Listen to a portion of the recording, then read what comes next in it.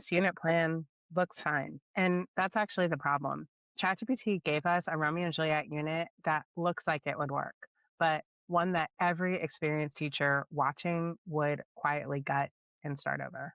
This is a new series I'm doing with my friend Allison. She teaches ninth grade English, and we think about curriculum design in completely different ways, which is, I think, going to be fun. We took the same AI generated unit and independently built our own versions. Neither of us saw what the other one made until we sat down to talk about it.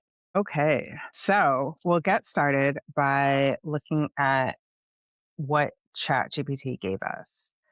So, what was the prompt that you gave it? I said, create a Romeo and Juliet unit for my ninth grade English class. Include a unit overview, essential questions, objectives aligned to standards, pacing guide, daily activities, and final assessment. So, it gave us a 4 to 5 week unit, so 20 class period. hmm And then using Romeo and Juliet, what it focused on was tragic structure, character motivation, conflict theme, language analysis, and evidence based writing. How do you feel about that as core focus? So I don't know if you want to get into this yet, but I struggled with like, should I really even teach Romeo and Juliet? Because is it really relevant? It's hundreds of years old. There are better things that I can teach that the children might appreciate more. So I struggled with that, and I came down to, like, I'm gonna do it if I want to provide the best education for my college-bound students. I need them to know Shakespeare. I took it a completely different direction. I mean, I am going to learn character motivation and conflict, but I really I don't wanna teach them a whole 'nother language, which is what Shakespeare is. So that's not my core focus.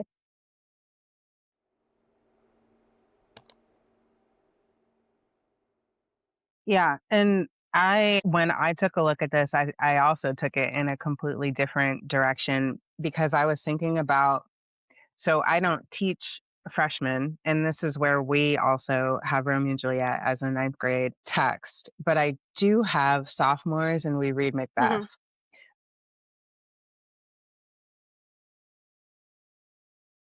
So one of the things that I was thinking about as I was looking at this was how would a Romeo and Juliet unit inform and help them do well in a Macbeth unit in 10th grade? Yeah. So I did actually look at tragic structure, but in a different way than the unit actually looked at. And I thought character motivation was good, but and evidence based writing. But a lot of the other things that it was looking at throughout the unit, I didn't spend as much of a focus on it. Like the in this unit overview, Mhm. it says in this to read Romeo and Juliet as a tragedy shaped by character choices, social conflict, and impulsive decision. Mhm. Through guided reading, analysis, performance, and analytical writing, students learn how Shakespeare's language develops theme and character while building stamina with complex texts. And actually, I would say that that is what my unit does as Yeah. well, except for maybe the building stamina with complex Yeah. text. But it's just the way that it came out. Mhm. We diverged. Uh, What about these essential questions?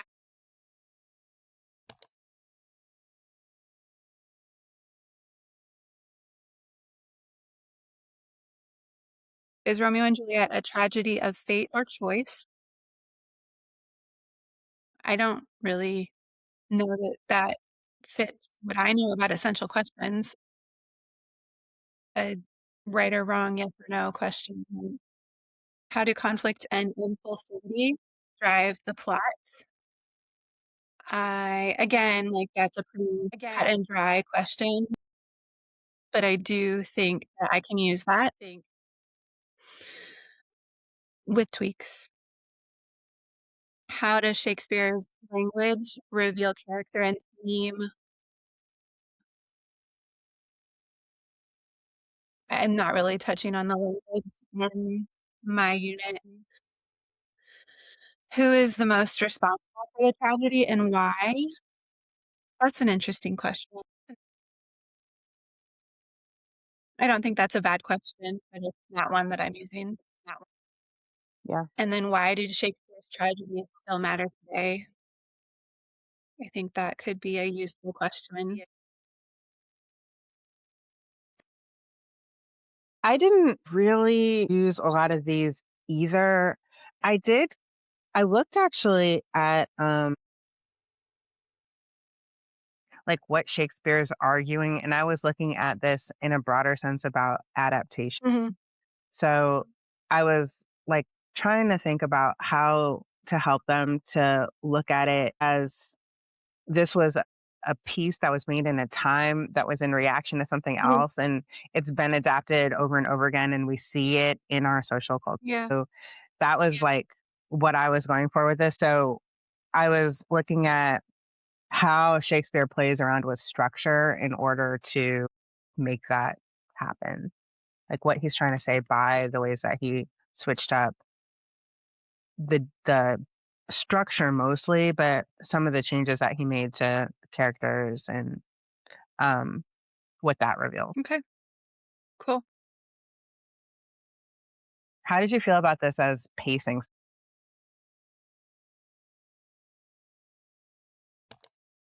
So it gave us basically an act of Yeah. Yeah. Um, I Mhm. I mean, you start from the end, begin with the end in mind. So, let's look at the final assessment.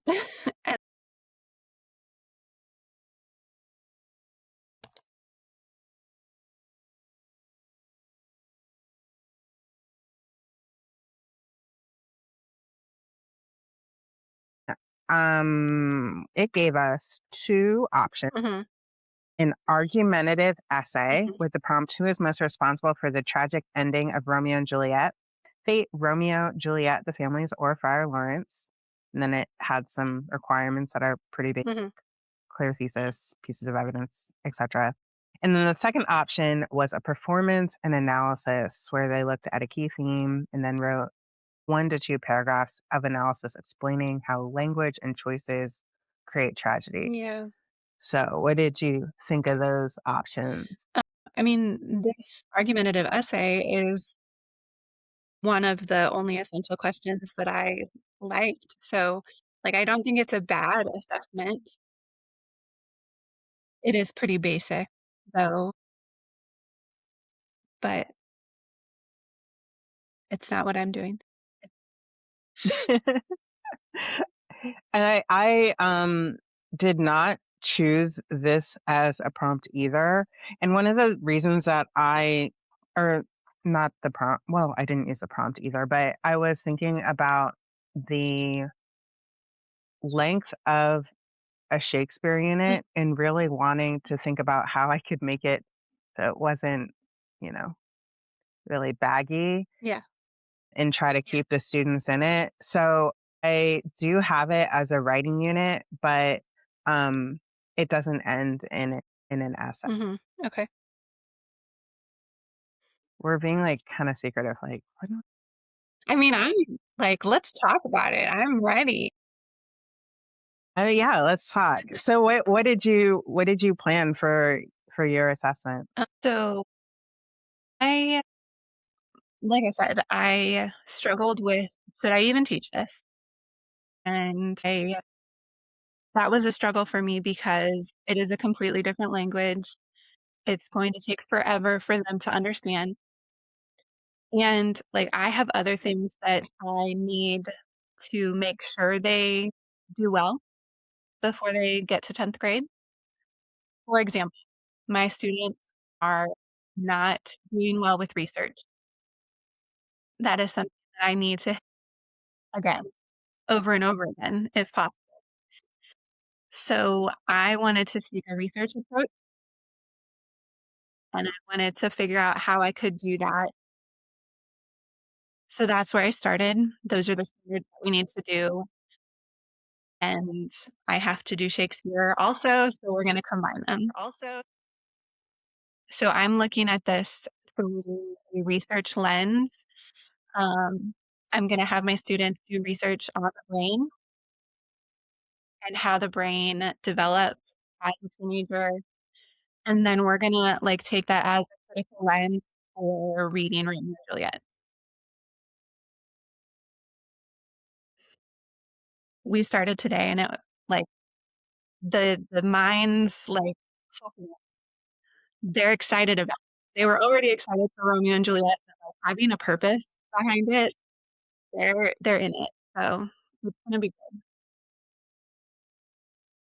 Awesome. So what I did was I was thinking about this as a writing unit. So the way that I built it was having them write periodically and learning about the different parts of writing. Okay. And that would be like the focus of the three paragraphs over the course of the time. And then the end, so that we don't spend more time on it, would just be a portfolio and kind of looking back at what they did, what they learned, maybe revising a paragraph and having that be the main assessment.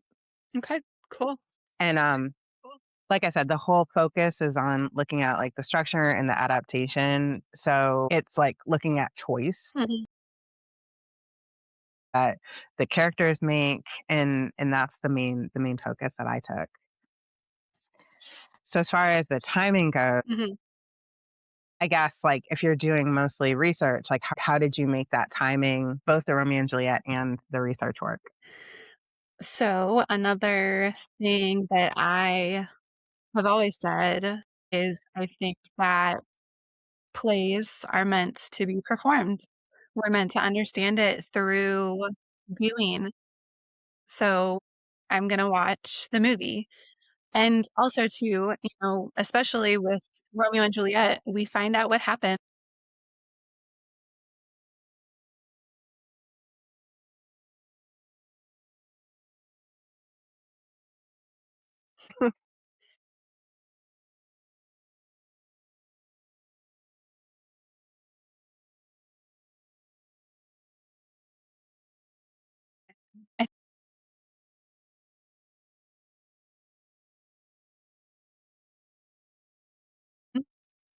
And, yeah, I just think, plays are meant to be viewed, performance, and especially with Shakespeare too, with Romeo and Juliet, we know what happens by the end of the play within the first 10 lines.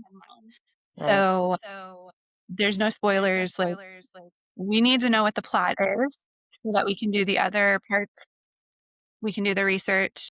That's the way I'm gonna do it. That's the way we're gonna handle it.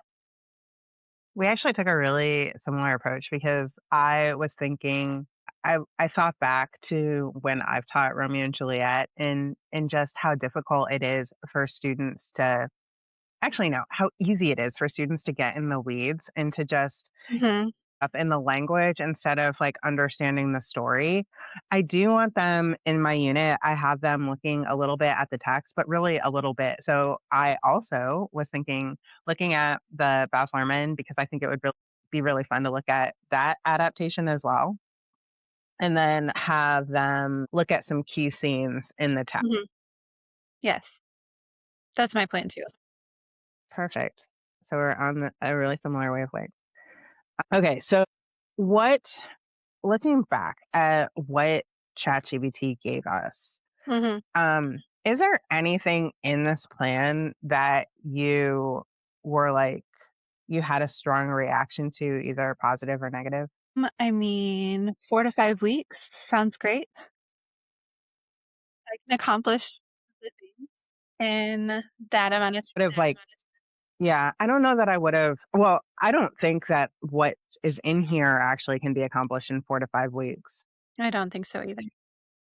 Yeah, it's pretty packed, and I think it's pretty. I don't know. It just has a lot of pieces that are not clearly connected, in my opinion. Yeah, I see tragic structure, mini lesson, and then Elizabethan notes all in one day with an activity and an exit ticket. That's a lot. Yeah. And then it's just, you know, different mini lessons every day with multiple scenes being read in a day. That's a lot. It is a lot. It is a lot. And there's no place actually in here to actually learn how to read Shakespeare. Mhm. Yeah. So it's it's setting them up for failure in a lot of ways because we're just going to plow through if we follow this plan. Right. I look at this too. I don't know about your students, but like day 6, we're supposed to discuss the balcony scene, and that in itself would take multiple days because we need to make sure that they understand the balcony scene.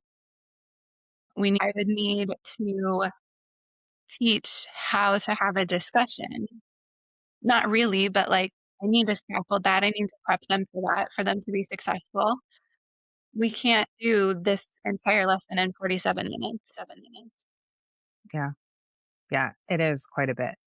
I have block periods. So I think I maybe could do it in 90 minutes, which is what Mhm, I have. But it is quite a big ask. mhm. Another thing that I actually had a strong reaction to that was negative was the Shakespearean insults. And this is something that I did as a young teacher. Like it's like a really fun lesson to do Mhm, Shakespearean insults, but at one point I was like, what are we doing here? mhm. What are we actually learning? And Yep. that's transferable. So it was a lesson that we spent a lot of time on that was specific to Romeo and Juliet, Mhm. not transferable, and not even really helpful for most of the play. Yeah, yeah. That was one thing that I really wanted for making this a useful unit. I want them to understand it, but I also want them to find this useful and transferable, like you said. Yeah. So one of the things that I liked about this and it got me thinking was the first mini lesson for tragic structure. I had been Mhm, working on this unit on 12th night and I was looking at comedic structure. And I guess I knew this before, but hadn't really thought about it how Romeo and Juliet starts out as a comedy and then turns to a tragedy. And it's like almost they don't understand what they were cast for, like they they're in this comedy and then they start doing things that don't turn the way a comedy is supposed to. mhm, And that's what makes it tragic that all these conventions are just flipped. And I think understanding that will help them to understand comedy and tragedy better because of like I think that's what's really unique about Romeo and Juliet that it really does start just like a comedy and where mhm, like an audience could if you read it as a comedy you're like, "Oh, okay, cool." And that change when Mercutio dies specifically like it's mhm. like, "Wait, this is it's almost like the gears screech to a halt." So is that something that I should make a point of pointing out to my students as, like, we're setting you up for the future. You're reading this now because it's gonna help you be successful next year and later on. Do you think that's something that I need to include in my unit? I think that it's something that helps them to understand Romeo and Juliet as a tragedy and Macbeth and Hamlet as a tragedy, they're very different. Mhm, So understanding that Romeo and Juliet is a different kind of tragedy than Macbeth does help them, I think, to make the transition a little bit cleaner because when they come to Macbeth, they're kind of expecting Romeo and Juliet and mhm, it's pretty different. So when I teach Romeo and Juliet, one of the things that I've done in the past is spend a lot of time with the prologue. mhm, Like you were saying, they really understand what the whole play is about, right in those 14 lines. mhm, It's just a singular day. I'd actually spend maybe multiple days looking at the prologue in understanding not just like maybe the role of the chorus a little bit. Mhm. Hey, Mhm. but what I was looking at more was the fact that it's a sonnet and they'll encounter sonnets later. Started looking at like Petrarchan sonnets and Shakespearean sonnets Mhm. because Romeo starts really Petrarchan until he meets Juliet and then they make a sonnet together. Mhm. So I think that that's really interesting and speaks to one of the things that Shakespeare's doing and looks at the structure. So I like that part of it. Yeah. I probably won't spend too much time on the prologue just because I don't have a lot of time. I'm working with this week, gonna do my research, and then next week we'll read the prologue and watch the movie, and it's only a 3-day week next week. So after that, we will probably come back to the prologue and, like, "Do you see this? It's right here, and do you see this? It's right here." But yeah, then we'll start close reading. So I was thinking, as far as the writing goes, I would have them write about the prologue and then write about the party scene and then write about what is my last one? There's a sonnet later in the text as well. So the writing that the three paragraphs that I chose were all around the sonnets. Mhm. You should have them write it on it. That would be really fun. That would be really fun. It could be part of their portfolio. So what else have we got? Light and dark imagery. I'm not going to spend much time on that at all. No. Sentence combining with imagery. Hmm. That would be interesting. Okay. Act two, scenes three and four, Friar Lawrence, advice versus action. Mhm. So I don't know about that in particular, but I do think setting up, and I think it would work really well in your unit, like looking at the adults versus the teenagers. Yeah. Like, how are the adults acting and how are the teenagers acting? Yeah. I don't remember if I said this or not, but I'm gonna give my students the sources that we're using for research. We're really working on evaluating the sources, whether they're actually useful for the research question. That's our big push with this research project. So about half and half have been, like, obviously the ones that I've found that we're gonna use, but half of them are, like, teen brains are not developed enough to make decisions, and then the other half are, like, under the right circumstance, teen brains are fine, like, they could make good decisions, but they need proper, you I can't think of the word, like, help to make those decisions. They need time, they need yeah.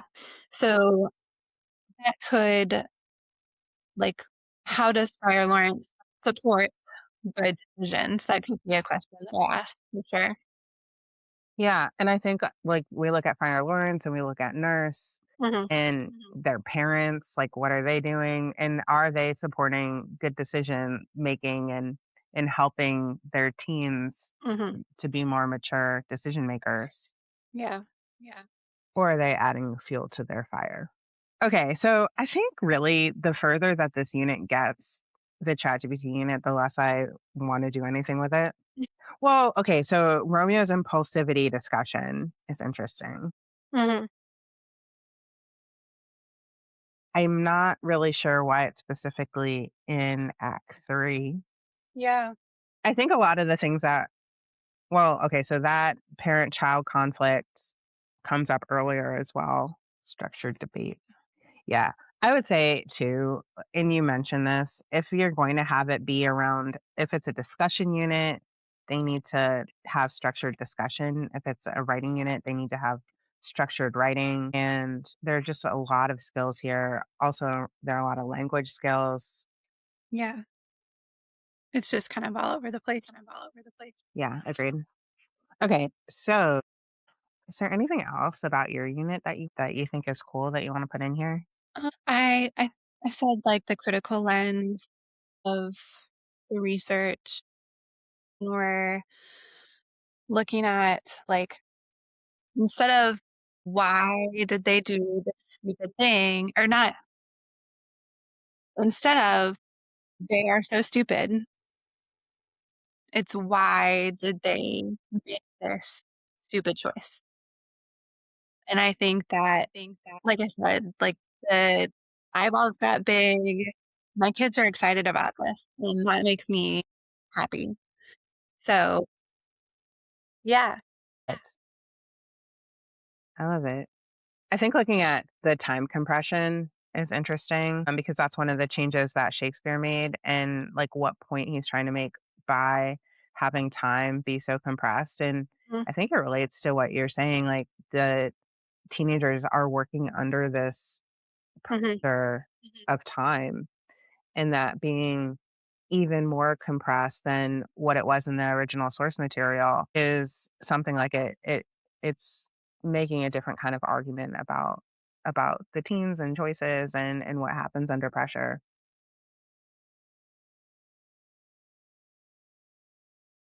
Okay, so let's take a look at our rubric and score ChatGPT based on our rubric. Okay. Our first category is that it builds towards something. That formative practice leads to summative thinking. I would say that the ChatGPT unit does not do this very well. I don't think so at all. Okay, so A to F, what would you score it? I mean, is there formative practice at all? Who is responsible? I think there might have been one thing in there about, like, responsibility. Am I making that up? Yeah, I must have been making that up. I don't see that in the daily activities at all. So F. Yeah, I would agree on that F. The only thing that I'm noticing is that there's a performance reading. So if you're doing the alternate, then there is a little bit. Oh, yeah. Okay. But honestly, like I feel like that as a summative was definitely the weaker of the summative Mhm. because the unit didn't really lead to that. Yeah, I think you had mentioned it once before too, but, like, they are nothing alike at all. How is one option anything related to the other? Like, they don't meet the same standards, they're nothing alike. Yeah, agreed. Definitely. Okay, our second criteria is internal scaffolding. So they are building the knowledge, the context, the frameworks, and skills to do the thinking the unit asks for. Mhm. Okay. So, I mean, the sequence is the play. I I don't think that the sequencing builds skills as much as just builds the story. Yeah. And I think there are a couple things in here that are skill building, but they're so random. Like there's the figurative language analysis, like dark imagery, and then it's like Mhm. they move on. The way that it's written, I wouldn't say that that's supporting the assessment. No. All right. So what would you give it? I do think, like, the mini lesson on tragic structure, notes even reading of the prologue and paraphrasing for theme. I think that's more schema building, but the rest of it, I don't think this season is anything special. So, I don't know, what do you think? I think there are pieces there. I wouldn't do it this way. I don't think it's well constructed or sequenced, but it does exist. So Mhm. like, I don't know, a C. Okay. All right. So the next thing that we are looking at is transfer value. So the unit makes students better readers and writers, thinkers beyond this text. What are your thoughts? So I think because it doesn't have the other pieces, I don't think that the students would remember a lot of this. Mhm. They spend like a day on dramatic irony, they spend a day on figurative language, they spend a day on tone. Yeah. So I just don't think that they would really keep any of that kind of knowledge. Mhm. And it doesn't have any kind of connection outside of the text. There's no real world connection. Yeah. There's no where does this fit in time. So I don't think that they would hold a lot of this in it. Yeah. That makes sense. I also don't think there's anything clear about, like, this is the way you do X, like, there's no, this is the way you analyze Shakespeare. There's no, like, frameworks that they've pulled through. There's no, I don't know. I don't think there's anything for them to hold on to and remember here. Mhm. Yeah. There are, some things, maybe getting ahead of myself, but like vocabulary and context, it, that does have transfer value. We're learning new words based on the context used in. But one day on that for an entire play, and then also the context here is so different than what they are ever going to read again. It's tough. That's a tough one. Well, I would give your unit transfer value an A for sure. I think Thank you. for your students, I think they're going to love that. I don't know. What would we score this? I mean, there's good stuff in here, but like you said, how does it is it going to stick the way it's done with the one and done, one day and move on? Maybe a C again. Okay. Totally fair. Okay. Conceptual through line. The unit is organized around an idea. No, not at all. This is very text oriented. Yeah. So I think we can say F there. Mhm. And then research backed practices. So there are some strategies in here, like sentence deconstruction, syntax expansion. Oh, that's that insult one. Right, modern compound sentence. Mm. Yeah, there are some research-backed approaches. Could you imagine that day you're taking a Shakespearean insult and then turning it into a modern insult? Modern day compound, um, I don't think it's done well. Well, looking from a science of reading perspective, what would you grade this unit? I mean, it's a completely different language. Like, we have to teach them a completely different language, so it would take so much longer than the 4 weeks that this has for reading the text. I would probably spend at least a week on background knowledge. I wouldn't read the whole thing because it would take 1,000 years. I do like the emphasis on sentence level understanding because I think that would be the toughest part. I'll say a D. I think for cognitive load too, this is Yeah. so many switches. I think that it would be a high cognitive load for students. I mean, it's already a high cognitive load, but then I think Yeah. the unit structure compounds it. Like, The No Fear Shakespeare versions of the book. And if I were teaching this unit, I would 100% use the modern language. There's no way we would get through it otherwise. mhm.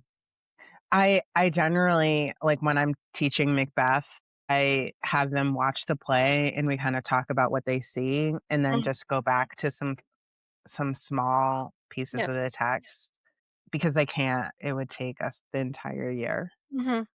Yep. Yeah. So there are some things, but like overall, a lot that's not research backed. What you said about, like, it's just a bunch of words that it knows. Yeah. All right. Well, I wasn't writing that down, so I don't know what overall grade we gave it. What do we say? F, D, D, or D, C, C, D. Yeah, I think that sounds right. So it looks like it's overall maybe like a C minus or a D plus. My rough math. And Well, thank you for hanging out and talking about Romeo and Juliet. yeah, I was inspired. I wrote a blog post about it. Everything we just talked about, just like why I took this approach and what I'm doing instead of what we traditionally see done. All right, awesome. I'll link that in our description so that y'all can check it out. Thank you so much. Yeah, of course. And I look forward to hearing how your students do with the rest of the unit. Yeah, I'm excited about it. So there it is, same text, same grade level, three completely different units. That's what curriculum design actually looks like. It's not the prompt you type, it's the questions you bring it to the table. And ChatGPT will never ask, what do my students need right now? Or where does this unit lead next year? Those are your questions. That's the work. If you teach Romeo and Juliet, tell us in the comments, what's your unit around? We want to know. And if you want to see Allison's blog post or how I built my own unit with the full adaptation unit with the context videos, check that out in the description or in the pinned comment.